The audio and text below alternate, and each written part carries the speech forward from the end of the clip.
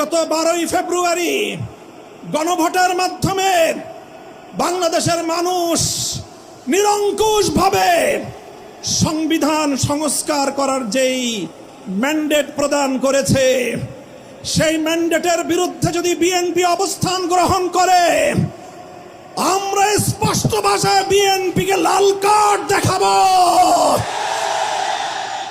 যেই 12ই ফেব্রুয়ারি নির্বাচনের মাধ্যমে আপনাদের জন্ম হয়েছে, আপনারা যেই 12ই ফেব্রুয়ারির গর্ভে জন্ম নিয়েছেন, সেই জন্ম নেওয়ার পরে এখন 12ই ফেব্রুয়ারিকে অস্বীকার করছেন, অর্থাৎ জন্ম নেওয়া সন্তান পিতামাতার বিবাহকে অস্বীকার করছেন।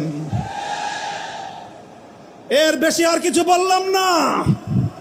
যদি আমাদেরকে বলতে বাধ্য করেন, আমরা এরপরে আর কোনো ব্যক্তির ব্যক্তিগত সম্মানের দিকে তাকিয়ে আমরা আমাদের মুখ বন্ধ রাখতে পারবো না।